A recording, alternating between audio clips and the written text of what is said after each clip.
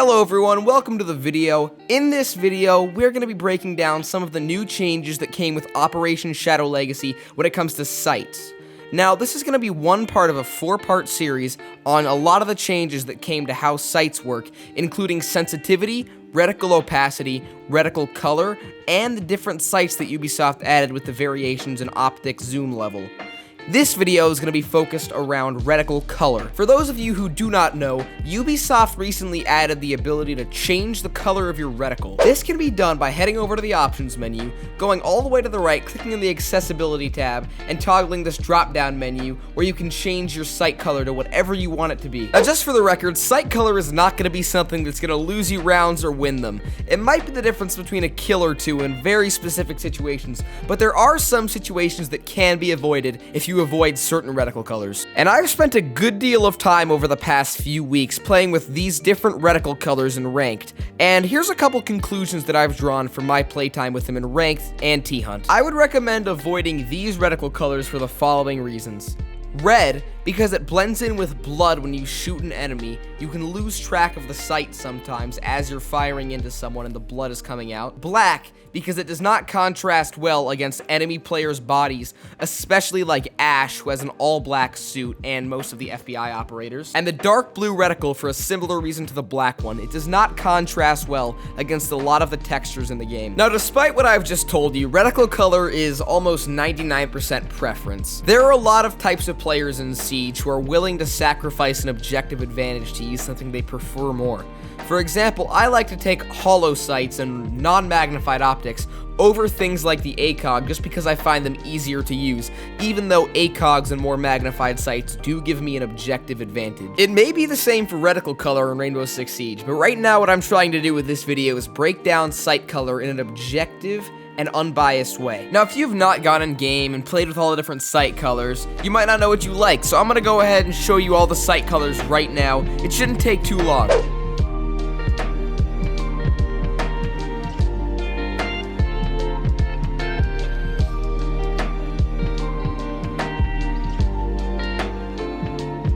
After watching that and seeing all the different sight colors, there were probably a couple that you picked out in your head and you said, I kinda like those.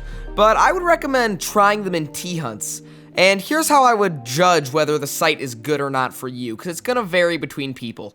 I would go into a T-Hunt, play with the sight, and see if you feel any difference between all of the different sights that you chose to play with. Obviously, if one feels easier for you, that's probably the one you're going to want to play with in Ranked. However, there are a few sights, as I mentioned earlier, that I would recommend not playing with because they don't contrast well against a lot of the textures in the game. Now I'm going to go ahead and show those situations. Out of all the sight colors, I would advise you to not play with black the most. Dark blue and red both have their advantages, but black really just doesn't help with anything, and it really makes it harder for you to land your shots on enemies. I'll show you what it looks like against a terrorist's body.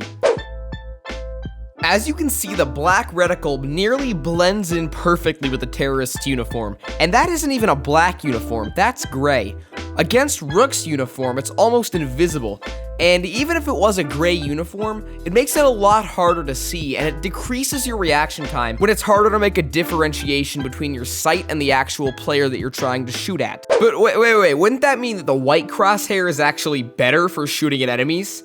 And that kind of leads me to the main point of my video, well, at least one of the main points. The reason that I choose to use the white crosshair in Siege is because I do think it makes it easier to land accurate shots on enemies, since most of the skins in this game are a darker color. When I'm holding an angle onto a texture in the game and I see my white crosshair against a background, and then the background turns black, it's gonna be a lot easier for me to react to the enemy peeking me, and it's gonna be a lot faster for me to react. And despite the crosshair being white, it doesn't blend in with very many white textures in the game. You can still make a clear differentiation between a lot of the white walls, specifically on coastline and maps that have very, very white atmospheres like that.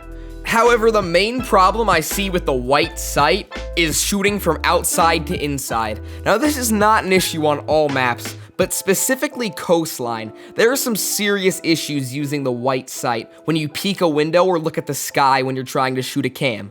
I'll show you right here.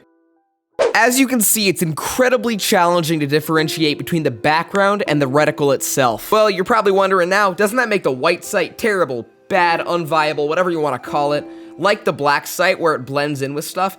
And my response to that is no. You know, I don't do a ton of spawn peeking as a player in Siege, and I really don't think you should either. Spawn peeking is not a safe way to secure kills and really only works against players who are going to be worse than you or less experienced than you, depending on how you measure skill in this game. I rarely spawn peek, and I rarely hold angles from outside to inside, because that is a pretty dangerous way to hold an angle. And even though the sight really doesn't work against the skyline on coastline, on most maps, the sight is still visible against the skyline. Just a few select maps that the sight is broken. Another interesting thing I learned while researching for this video is that people who deal with optics in real life tend to use red optics when they're dealing with CQB situations, which means fights that are taking place inside of a building. Now, when operators in real life are dealing with situations outside, they'll opt to take a green colored sight instead of a red one. Now, that doesn't really mean a lot in Siege, because obviously Siege isn't real life, but maybe take that into consideration when you're making decisions about your sight.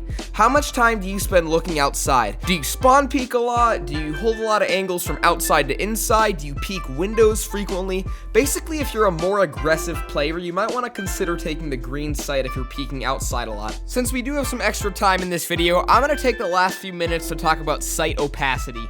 Opacity is a variable that you can change in the same settings menu as your sight color. What opacity can do is actually make your sight see-through depending on how much you reduce it or increase it. Now, the advantage to having your opacity turned down a little bit is that you actually get to see what is behind your sight.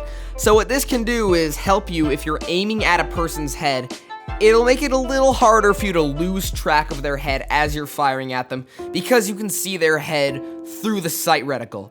But this really only comes into play if you're shooting at someone from a very, very far range. One lesser known thing that opacity can also help you deal with is an issue with sights called bleeding. This is when the color of your reticle will actually disperse across your screen slightly around the area where the reticle actually is. It kind of gives it a bleeding effect like a Sharpie would across your screen. And the issue with this bleeding effect and why you would want to prevent it with turning down your sight opacity is that it's harder to see behind it when your sight is bleeding across your screen. Albeit, not all sights have sight bleeding issues, but it really depends on what monitor you have. Some eye problems and certain types of glasses can cause it, and a couple other variables that happen can cause sight bleeding. So if you ever experience sight bleeding, I'd recommend trying to turn down your opacity slightly. I hope you found this video helpful, and I hope you found a way to enjoy my boring voice talking for 8 minutes. I love you all. I'll see you in the next video. Peace out.